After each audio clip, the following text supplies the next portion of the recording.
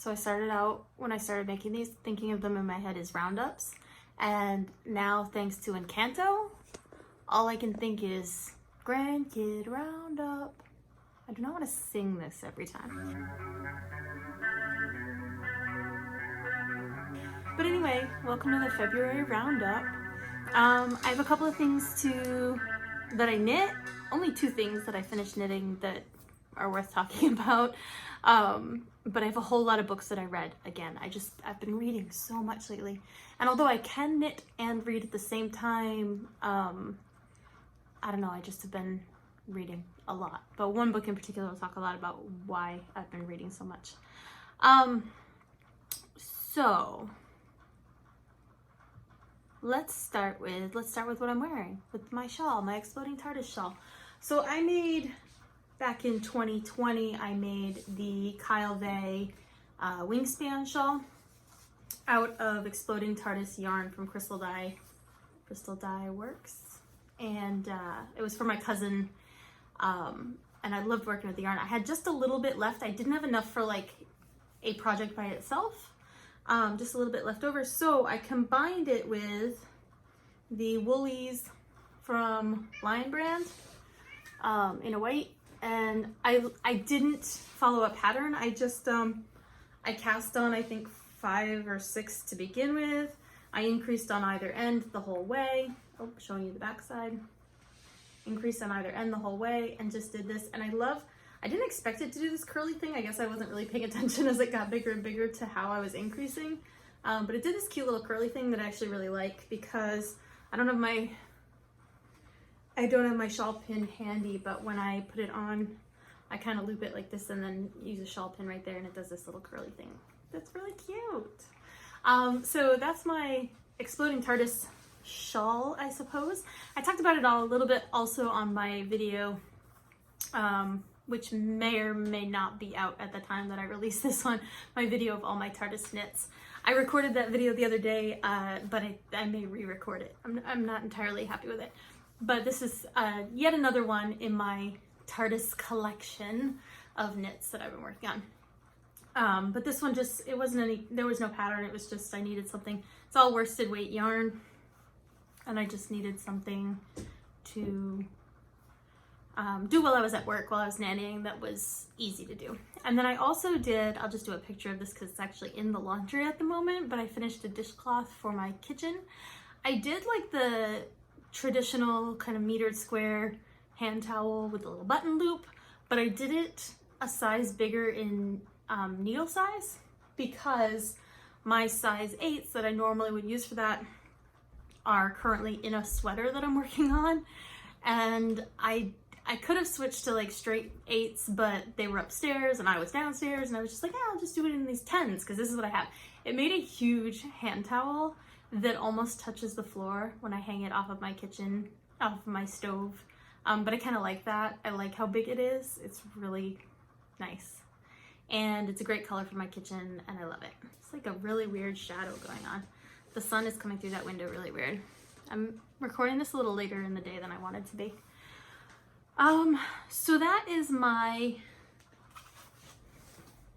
that's it for my knitting roundups. I did finally cast on my sweater with the Brown Sheep Company. I can't get it out without tangling everything, but the Brown Sheep Company sweater that I had cast on and bound off. I ended up going with the flax. I tend to knit a large gauge, so rather than change my needle size like I normally would, I actually went down a size on the pattern from what would normally fit me. And so far, every time I've tried it on, it works. I've gotten it about halfway down the front, and now I've paused to do the sleeves because I don't know how long I'm going to be able to go. I really like a long sweater. So once I finish the sleeves, whatever's left is going to be the length of it, and that's just where it's going to end up. So I'm not really sure how that's going to work out, but I'm kind of working on it. I'm going to fix this lighting though. This is driving me nuts. There's no fixing it. It is what it is. So that's what I knit in the month of February. So or that's what I finished in the month of February. I do have my pumpkin socks are almost done. I finally wrote up the pattern for a hat that I'm going to be releasing very soon. It's going to be a hat that I give away on my website instead of selling it for a couple of different reasons. You'll see why.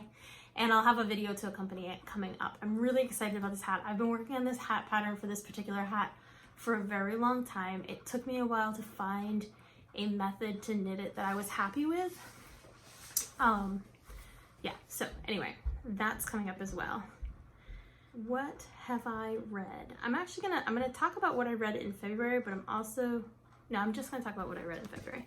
Okay, so in February, I read Tim Sables' book, Fast Animal.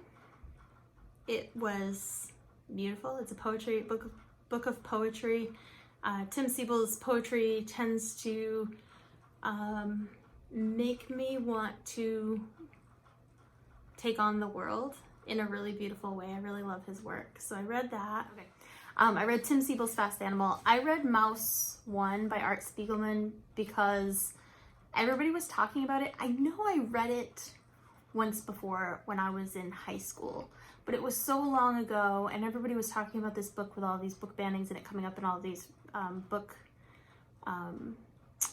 being challenged so often lately, and I couldn't remember enough of it to speak on the subject or even talk to other people on the subject, so I really felt like I needed to reread it. I read Mouse 1 in February. I have since finished Mouse 2, so that'll come up again in my March roundup. But Mouse is hard. It is beautiful. It is horrific. It is important,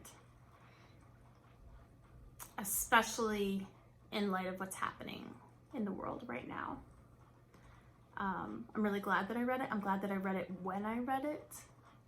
Highly suggest that. Highly suggest it. It's really good. It's very good.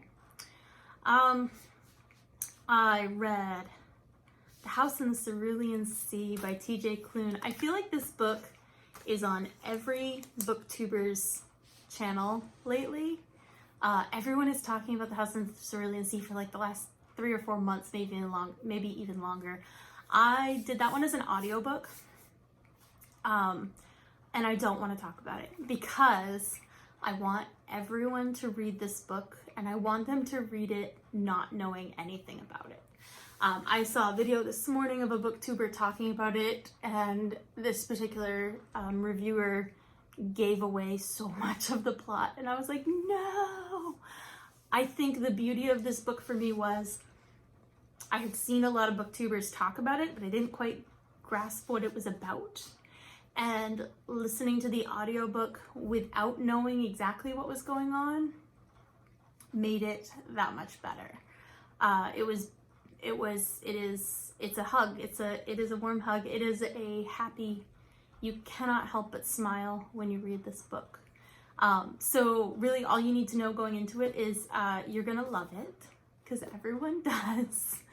It is about a group of children in an orphanage who are different, and the man who runs the orphanage, and that's all you need to know.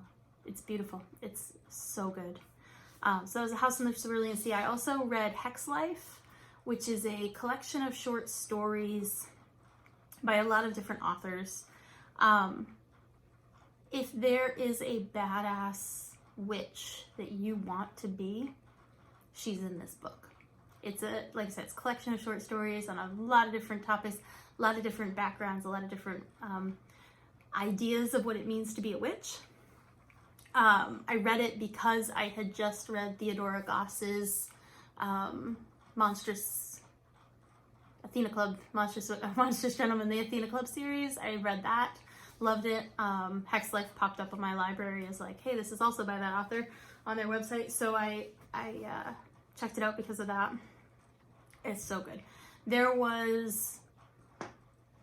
were a couple of stories in Hex Life that I will never forget, that will stick with me. But to tell you what they're each individually about would be a really long video. Just know Hex Life is really good. It's a great selection of short stories. If you like short stories, which I think more people like short stories than they realize, and the short story genre is not talked about enough in contemporary settings, talked about enough with like the average reader. I think we all gravitate toward novels, and we need to give more short story collections a try. So try Hex Life, it's really good. Rebel Angels by Libba Bray I read in February. That's the second in the Gemma Doyle series. I didn't love it as much as the first, and overall I'm not enjoying the series as much as I did the previous trilogy I read of hers, which I'm now blanking on the name of. But I liked it. Here's the thing. I finished the second book in the series, Rebel Angels, at the middle of February. I immediately downloaded the third because it's a trilogy, and I have yet to listen to it. And it's been like 3 weeks. So that's not usually a good sign. Like, I feel like when I got to the second and third in the last trilogy of hers that I read, I couldn't stop listening, and I was like, oh, I need to know what's happening next. I'm not feeling that with this series in the same way. It's good, but it's not speaking to me in the same way. But I followed that book up with The Lost Apothecary by Sarah Penner, and I read, it was that was another audiobook. I read the entire thing in like 3 days. Could not stop. So beautiful. So beautiful. I think it was like the first 2 chapters I slowly listened to over the course of a couple of days, but then I got to the 3rd chapter and I just couldn't put it down. It was all I wanted to listen to. So The Lost Apothecary is telling 2 stories really of 2 different women, 3 women. One is modern day. She is on a vacation that she was supposed to be taking with her husband, but just before leaving, she found out that he had cheated on her. I'm not giving spoilers here, I promise. Just before leaving, she found out he had cheated on her, so she went on the vacation alone. On that vacation, she finds something. She was a history major in college, and on that vacation, she finds she's like using a metal detector or something. She's on a beach with some other people looking for cool treasures, and she finds an apothecary's little vial. So then we're hearing her story and how she's coping with her situation with her husband and all of this stuff. And then also hearing the story of the apothecary from a few hundred years before that who had created that vial of poison, and her assistant who helped her in getting the poison into a certain person's hands, which ends up causing some drama, shall we say. So because it's told through the perspective of so many different voices, sometimes that can be difficult, and I felt like this author told all 3 perspectives really well. Like, you really feel like they all have their own voice, they all have their own individual perspective of each situation. There's one situation really early on in the book with the assistant who's younger. She's like 12, 13. There's a situation early on in the series, or early on in the book, where she has started her period for the first time, and she doesn't know that that's what's happened. She doesn't understand. And having that innocence and that lack of understanding of what was happening to her alongside this really knowing, knowledgeable apothecary, and then also alongside this modern day woman. These 3 perspectives were so different and so vibrant and so well told. I absolutely loved it. And then the last 2 books I read, I felt like really went together in a really interesting way. So I finally read Hemingway's Old Man and the Sea. I had been told to read this like 1,000 times. I don't know how I got through 2 college writing degrees, both a BFA and an MFA, plus half of a master's in English. I don't know how I got through all of those degrees without having read Old Man and the Sea. I've read Hemingway, but I'd never read Old Man and the Sea. And I finally picked it up last month, and it went really well. I actually picked it up right after reading Elizabeth Tova Bailey's The Sound of a Wild Snail Eating. So Elizabeth Tova Bailey is actually in a writing group that I meet with regularly. She and I went to the same MFA program, and I saw her film version of that book at a residency of our MFA program. So I knew kind of the premise of it. I knew a little bit of her history. So it's a memoir, and she had experienced a really odd virus that took years for her body to recover from, and really her body has never fully recovered from it. But she was in bed for years because of this virus. And while in bed, her caretaker brought her a snail from outside. Like, she was out taking a walk and she was like, hey, maybe Elizabeth would like a snail, right? So she brought this snail in and she put it on a plant that was sitting next to her bed. And Elizabeth came to be attached to this snail. And the whole book really makes you slow down, think about the smallest organisms, the smallest life forms on this planet. Think about the smallest movements and how one little thing can have this ripple effect of this friend bringing this snail in, which then put Elizabeth on this trek of researching snails and learning everything there was to learn about snails. And it's not, this is not a creature that we necessarily think about past like the age of 5.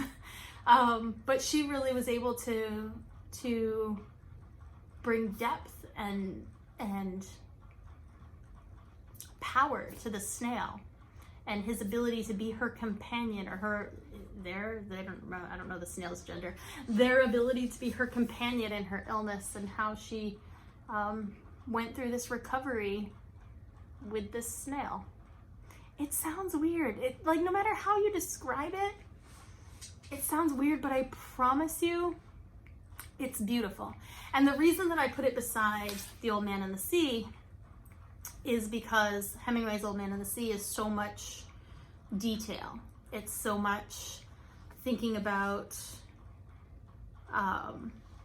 this man's interactions with nature, and thinking about his interactions with this fish that he's hunting, and thinking about how we do things kind of without thinking. And it isn't until something like a virus changes our entire world that we, whether that's like the world as a whole or our world individually, it isn't until that happens that we really sit back and think about the reasons behind our actions and why we're doing the things that we are. So I wanted to end on those 2 books, not just because they were the last 2 books I read in February, but also because that's just been on my mind a lot lately. I've been thinking a lot lately about slow living. One of the books I've read so far in March that I'll talk about next roundup is Slow. I never remember the subtitle of it, but it's called Slow. I'll have it written down for my March roundup. But this felt very much like it went in line with reading Slow and thinking about slow living and thinking about being really conscious of our actions. And for me, with knitting has kind of always been this precursor to mindfulness for me. When I do a really difficult pattern, it's one of the few times in my life that I feel like I am 100% focused on one thing. That's not my norm. I have a lot of balls in the air. I have a lot of things that I'm juggling. I have my own business, and I have my work life, and I have my freelance work. I have nanny jobs, and I have teaching, and I have my art, and I have my writing, and I have all these different things, my dogs, and my spouse, and I have all these different things that I very much feel like I am pulled in a lot of directions at once. But something that this pandemic has really taught me about myself is that I am happiest and most content when I am focused on one thing. When I stop multitasking and sit back and just make sure I count that cable knitting right. When I do a recipe that takes 9 or 10 hours to cook. Yesterday I did a brisket, an 8.5 hour recipe. that required me to check in on it throughout the day. When I'm focused on something like that, when I'm making bread from scratch, that all makes me a happier, healthier person. And I think one of the things I've been thinking about is how, if you had told me 7 or 8 years ago, I was in a very different situation. We were living penny to penny, paycheck to paycheck. And if you had told me then to consider mindfulness, to consider minimalism, to consider, I would have felt very much like that is a rich man's game. So much of, I mean, if you do, if you go on hashtag slow living, you're gonna see these super aesthetic, really nice upper middle class homes with fancy organizational things. Like, people are always like going on organizational TikToks to learn how to organize. Well, the fact is, all those items you're using to organize your home cost money. And for somebody living paycheck to paycheck, that money might just not be there, right? To take on minimalism, Marie Kondo talks in her book about the things that you can afford to throw away because if you really need them, you can replace them later. Well, that's not the case for everybody, right? And this has just all been on my mind a lot lately. I've been thinking about all of this a lot lately, and listening to, reading. I did both of those as actual books. Reading The Sound of a Wild Snail Eating and reading Hemingway's Old Man and the Sea really brought me to a place of considering how much mindfulness can benefit even those of us who are struggling financially. Like, if you told me back then that mindfulness could help me, I would have told you were full of crap, but that doesn't mean you would have been full of crap. I think it's hard when you're in that position to wrap your mind around how something like that could even begin to help, but in reality, it probably would have helped. And I probably was utilizing it to some extent because that was when I picked knitting back up and started doing it so much. So anyway, that's where I went with The Sound of a Wild Snail Eating and Hemingway's Old Man and the Sea, and it kind of fed into what I'm reading in the month of March as well, and what I'm working on. So as I record this, we're almost halfway through the month because I do my roundups late. I had this on my to-do list on March 1st. But it didn't happen till March 14th. I can't help it. Wait, March 13th? I don't even know what today is. March 13th. So as I record this, it's March 13th. We're about halfway through the month. I've read quite a few books already this month. I'm really excited to talk about those next month. I'm hoping by the end of the month to have my Brown Sheep Company, my flax sweater finished with the Brown Sheep Company yarn. I don't know that I will. I might. I'm hoping to. That yarn has a little bit of